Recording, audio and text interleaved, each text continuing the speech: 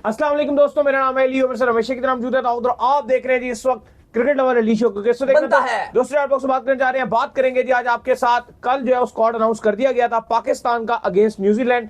T20 का squad है, नया स्क्वाड है, फ्रेश स्क्वाड है। तो काफी ज्यादा मैसेजेस आ रहे थे कि क्या पाकिस्तान की प्लेइंग 11 होगी। तो आज आप लोगों से डिस्कस करने जा रहे हैं कि पाकिस्तान अपनी किस प्लेइंग 11 के साथ उतर सकता है, वो कंप्लीट डिटेल शेयर करेंगे आपके साथ इस वीडियो में। तो अगर आप आए वो चैनल पर नहीं पहली बार आए, चैनल को लाजमी सब्सक्राइब करें और साथ ही बेल भूल जाना। तो बात का आगाज करते हैं नंबर 1 खबर के साथ जो हमारे पास आ रही है। तो फाइनली जो चैंपियन ट्रॉफी का सफर था वो भी पाकिस्तान से खत्म हुआ। वैसे तो पाकिस्तान ऑफिशियली तौर पर 23 तारीख को जब इंडिया से हारा था और 24 तारीख को जब बारिश हुई थी तो पाकिस्तान जो है वो ऑलरेडी बाहर हो चुका था। ये जो आपका सारा 24 तारीख को जब अगला मैच था जिसमें न्यूजीलैंड ने हरा दिया था बांग्लादेश को भी, तो पाकिस्तान तो ऑफिशियली तौर पर बाहर हो गए थे। चलो 24 को जो आखिरी उम्मीद थी वो भी खत्म हो चुकी थी। तो पाकिस्तान ऑफिशियली तौर पर जो है उस चैंपियन ट्रॉफी से बाहर हो चुका था, लेकिन चैंपियन ट्रॉफी पाकिस्तान में मौजूद थी। सेमीफाइनल पाकिस्तान में हुआ, राजीव शुक्ला भी आए, बीसीसीआई के और भी काफी लोग आए। तो अब जो ऑफिशियली तौर पर चैंपियन ट्रॉफी पाकिस्तान से बाहर चली गई और अब जो फाइनल है वो इंडिया और न्यूजीलैंड के दरमियान जो है वो खेला जाना है। लेकिन पाकिस्तान ने इन सारी जो डिफीट है चैंपियन ट्रॉफी से खत्म होने से पहले पाकिस्तान ने अपनी टीम बदली है। T20 की पाकिस्तान तैयारी कर रहा है। पाकिस्तान का यह कहना है कि हम एशिया कप की और जो आगे होना है ये आपका T20 वर्ल्ड कप, उसके लिए तैयारी कर रहे हैं। नए लड़कों को पाकिस्तान ने T20 की टीम में मौका दिया है। इंपॉर्टेंट सवाल यह है कि पाकिस्तान इस नए लड़कों के साथ किस कॉम्बिनेशन के साथ जाएगा, क्या पाकिस्तान की प्लेइंग 11 होगी, इसी के ऊपर बात करेंगे। तो भाईजान क्या लगता है पाकिस्तान क्या प्लेइंग 11 खिलाने जा रहा है? देखिए, अभी हम पहले भी बात कर रहे थे जब हमारा पिछला शो था कि आज जब हम रोज न्यूज पे गए थे दोपहर को, तो हम वहां पर भी उन्होंने हमें बेसिकली बुलाया इसलिए था कि जो स्क्वाड है पाकिस्तान का अनाउंस किया इसके ऊपर बात करने के लिए। अब देखिए अली साहब, दुख इस बात पर होता है हमें कि चैंपियंस ट्रॉफी पाकिस्तान में थी और हमने सिर्फ एक स्पिनर अपना स्क्वाड में डाला हुआ था और हम रोते रहे, चीखते रहे, फैंस भी बोलते रहे, सब बोलते रहे डाल लो। मीटिंग्स भी हुई, बहुत सारे ऐसे खिलाड़ी थे जिनको आपने चांस भी नहीं दिया और ना उनकी जरूरत थी, जैसे हसनैन हो गए, फहीम अशरफ हो गए, ना इनकी जगह बनती थी, ना इनका कोई काम था, बस टीम के साथ रहते थे, होटल में खाते पीते सोते थे और उसके बाद जो है चले जाते थे, कोई रोल नहीं था। बेहतर था कोई स्पिनर हो जाता। अब आप देखो न्यूजीलैंड में इन्होंने 3-3, 4-4 स्पिनर डाले हुए हैं। सुफियान मुकीम भी है, शदाब भी है, ब्रार भी है, बाकी आगा और खुशदिल शाह तो जुंगे में भी हैं। यानी कि आप देखो कि वहां पे इतने सारे स्पिनर नजर आ रहे हैं, लेकिन जहां पे हमें जरूरत थी प्रॉपर स्पिनर्स की वहां पे थे ही नहीं। और न्यूजीलैंड में आपको भी पता है, मुझे भी पता है, 12, 13, 14 साल हो गए हैं क्रिकेट को कवर करते हुए। आप देख लो, वही इशू नजर आ रहा होता है कि भाई न्यूजीलैंड में कहां स्पिनर अच्छा करते हैं। सही बात, क्या करते हैं यार स्पिनर? सही बात है, स्पिनर का कोई रोल ही नहीं है यार। तो आपने वहां पर इतने सारे स्पिनर रखे हुए हैं। अब आप देखें प्लेइंग 11 की आप बात कर रहे हैं, 16 तारीख को पाकिस्तान का पहला मैच है, हैगले ओवल क्राइस्ट चर्च में खेला जाएगा ये मैच। पहले आपका जो ट्रैवल प्लान है वो ये कि 12 तारीख को पाकिस्तान टीम न्यूजीलैंड की फ्लाइट उड़ान भरेगी लाहौर से। 12 तारीख को आप ट्रैवल कर जाओगे, जो आपका T20 का स्क्वाड है, और फिर 16 तारीख को आपने पहला मैच खेलना है। सीरीज थोड़ी सी टाइमिंग पॉइंट ऑफ व्यू से मुश्किल है पाकिस्तानी फैंस के लिए, बिलखसूस क्योंकि रमजान है और फिर सुबह सुबह मैच चूंकि रखे गए हैं तो थोड़ा सा मैच की टाइमिंग्स मुश्किलात आपको नजर आते हैं। क्योंकि जो T20 मैचेस हैं पहले वो 6:15 बजे हैं, फिर उसके बाद 11 बजे अगले जो 3 मैचेस हैं, फिर ODIs जो है वो रात को 3 बजे हैं और कुछ तो ईद के बाद भी मैच खेले जाएंगे ODIs। तो थोड़ा सा जो शेड्यूलिंग है वो न्यूजीलैंड की और पाकिस्तान की जो टाइमिंग्स है वो बहुत ज्यादा अजीब सी है, तो वो थोड़ा सा दुश्वारी रहेगी फैंस को। लेकिन पाकिस्तानी फैंस जो है फिर भी आपको प्यार करते हैं, हर टाइम पे देखते हैं, देख लेते हैं। अली साहब, अब जो प्लेइंग 11 है, क्योंकि आपके कोच ऑलरेडी कह चुके हैं कि अब हम अपने जो पहले 3 है वो चाहते हैं कि वो हार्ड हिटर हो, वो तेज खेलने वाले हो। बाबर रिजवान ऑलरेडी अब इस टीम के साथ नहीं रहेंगे। बड़ा डिफरेंट और बड़ा यूनिक अब एक्सपीरियंस रहेगा कि कौन सा ओपनिंग पेयर आपका रहता है।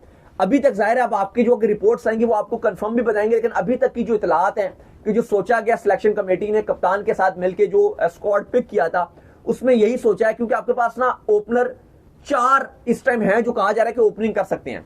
एक है हसन नवाज और एक तो हारिस तो कंफर्म है ना, एक मोहम्मद हारिस, एक है आपके पास उस्मान खान, वो भी ओपनिंग कर लेते हैं, और चौथे हैं उमैर बिन यूसुफ, जिनको आपने इमर्जिंग एशिया कप में ओपनिंग कराई थी। उमैर बिन यूसुफ, ये 4 खिलाड़ी हैं जो आप चारों में से किसी भी 2 को ओपनिंग करा सकते हो। उस्मान खान के इम्कान कम है कि आप उनको ओपन कराओगे, इम्कान ज्यादा है कि आपने इन 3 में से ही 2 को पिक करना है। एक है आपके मोहम्मद हारिस, हसन नवाज और उमैर बिन यूसुफ। और मोस्ट प्रोबब्ली जो अब लगता है कि जो ओपनिंग करेंगे वो मोहम्मद हारिस और जो हसन नवाज हैं, एग्जैक्टली ये ओपनिंग जो है पाकिस्तान की करेंगे। लग ये रहा है कि उमैर बिन यूसुफ को शायद पहले मैच में तो मौका ना दिया जाए, बिलखुसूस ओपनिंग में तो बिल्कुल चांस नहीं मिलेगा।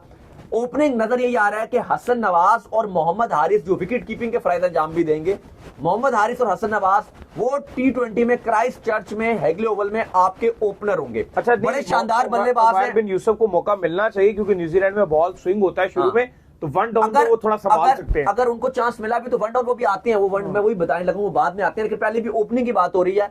तो ये बात तो लगभग तकरीबन कंफर्म नजर आ रहा है कि जो पाकिस्तान का ओपनिंग पेयर होगा दौरे न्यूजीलैंड के लिए वो हसन नवाज और मोहम्मद हारिस का होगा। और दूसरी बात ये भी नजर आ रही है कि इन दोनों को शायद ज्यादा मैचेस मिले, ये नहीं होगा कि एक आध मैच में फेल हो गया तो चेंज कर दिया जाए। कम से कम 3-4 मैचेस तो लग रहा है कि न्यूजीलैंड के इन दोनों को दे ही दिए जाएंगे, अंटिल अनलेस के बहुत ही ज्यादा कोई फ्लॉप सीन शुरू हो जाए तो फिर शायद आपको तब्दीली होती हुई नजर है, वो चलो बात की बात है। लेकिन फिलहाल ये नजर आ रहा है कि हसन नवाज जो बड़े जबरदस्त स्ट्रोक मेकिंग प्लेयर और मोहम्मद हारिस ये आपके दौरे न्यूजीलैंड में ओपनर होंगे। अब नंबर 3 की जो बात है, जैसे इन्होंने कहा कि मैं भी चाहूंगा कि उमर बिन यूसुफ को चांस मिले, फिलहाल ऐसा नजर आ रहा है कि जो उस्मान खान है चूंकि उनको खिलाएंगे ये और टीम के साथ वो बड़े अरसे से जुड़े हुए हैं तो उनका पलड़ा भारी है।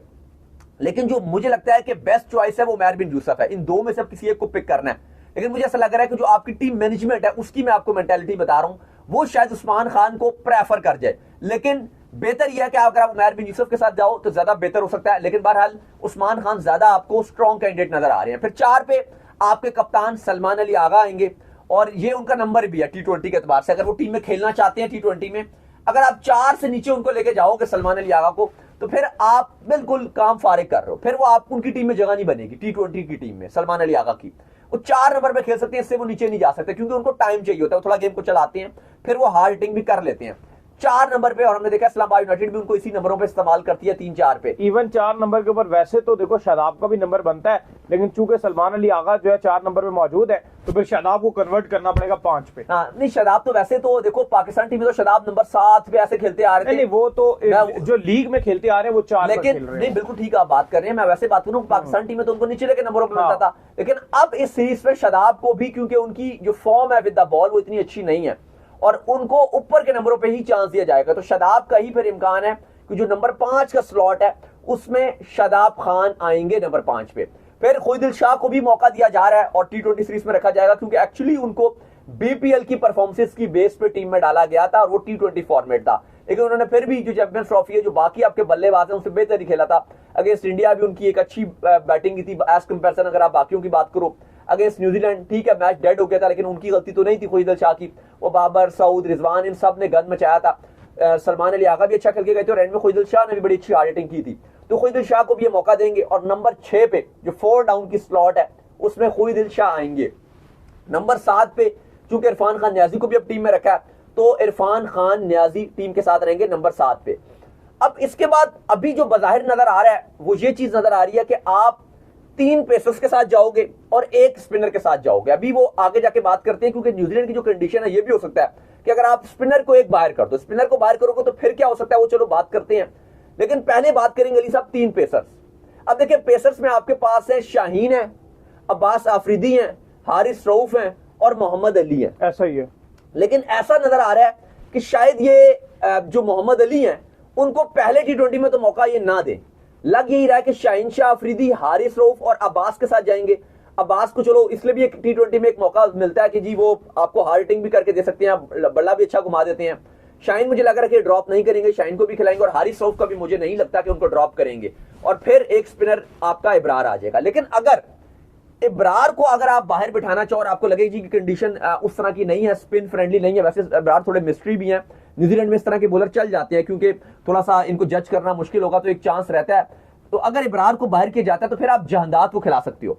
उसका आपको एक बेनिफिट ये हो सकता है कि क्योंकि न्यूजीलैंड की पेस फ्रेंडली कंडीशन है, एक तो स्लोअर रन बड़े अच्छे मारते हैं प्लस वो आपको बैटिंग में भी डेप्थ दे देंगे। ऐसा ही है, क्योंकि फिर आप ये करोगे कि 8 पे जहांदाद को ले आओगे तो फिर आप 9 पे अब्बास अफरीदी को रख दोगे, 10 पे आप शाहीन को रख दोगे और 11 पे आप हारिस रऊफ को रख दोगे, तो ये आपका कॉम्बिनेशन बनेगा। लेकिन अब ये आगे जाके चीजें पता चलेंगी, लेकिन मुझे लगता है कि जहांदाद शायद पहले T20 में जगह ना बना सकें और उनकी जगह जो आप मौका दोगे वो आप इब्रार को दोगे। देखो मसला ये है ना कि अगर आप न्यूजीलैंड की कंडीशन को मद्देनजर रखते हो तो शायद इब्रार का इतना रोल वहां नहीं रहता, लेकिन अब एक ये भी फैसला होने जा रहा है कि एक स्पिनर को परमानेंट खिलाना है, चाहे वो आप ऑस्ट्रेलिया खेल रहे हैं, चाहे साउथ अफ्रीका खेल रहे हैं, चाहे न्यूजीलैंड खेल रहे हैं, तो इस लिहाज से चलो आप इब्रार को भी इंक्लूड कर सकते हो। बट मैं तो दाऊद ये चाहता हूँ कि आप मोहम्मद अली को भी चांस दो, जांदाद को भी दो। लेकिन मैं आपसे बोलूं कि चलो अगर अभी जांदाद का तो चलो तब कॉम्बिनेशन बनेगा ना, कि जैसे भी हमने बोला अगर आप एक स्पिनर को बिठाओगे, लेकिन मैं आपको बताऊं कि मैं हारिस रऊफ को डायरेक्ट बाहर करके, एटलीस्ट मैं रऊफ को बाहर करके और मुझे लगता है कि 5 T20 अली को डाल दूंगा, इनमें जांदाद और मोहम्मद अली दोनों को मौका मिलेगा। 5 T20 जाहिर है वो तो T20 ज्यादा है, लेकिन मैं आपको पहले T20 में आपको बताऊं तो मैं मोहम्मद अली, अगर आप इस टाइम देखोगे तो ठीक है, शाहीन शाह अफरीदी और अब्बास अफरीदी, अगर आप मुझसे कहोगे 3 तो मैं रऊफ को बाहर करूंगा। मैं क्योंकि हारिस रऊफ देखो ऑस्ट्रेलियन वाली कंडीशन नहीं है न्यूजीलैंड की, छोटे ग्राउंड है, और न्यूजीलैंड इस तरह का जो पेस होता है ना जो हारिस रऊफ का, हारिस रऊफ 150 पे नहीं जाते, हारिस रऊफ 142 143 करते, स्विंग उनके पास है नहीं। शाहीन का भी है कि चलो 2 ओवर अच्छे कर जाएंगे, अगले 2 ओवर में उनको भी बहुत कुट पड़नी है, लेकिन अब्बास अफरीदी का भी चलो उनके पास भी खींच के बॉल करते हैं, वो भी शायद बीच में पड़ेगी मार, बीच में बच भी जाएंगे, बीच में मार भी पड़ेगी, चलो बैटिंग का भी एक आपको एज देते हैं। लेकिन मुझे लगता है कि मोहम्मद अली ज्यादा यूजफुल होंगे एज कंपेरिजन हारिस रऊफ। लेकिन जो सोच नजर आएगी, हम टीम मैनेजमेंट की बात कर रहे हैं, मेरी सोच या इनकी सोच इतनी इंपॉर्टेंट नहीं रहती। जैसे इन्होंने कहा जायदाद को होना चाहिए, बिल्कुल होना चाहिए, लेकिन मेरी इनकी सोच इंपॉर्टेंट इतनी नहीं है जितनी टीम मैनेजमेंट की है, क्योंकि उनका हमें मेंटालिटी लेवल पता है।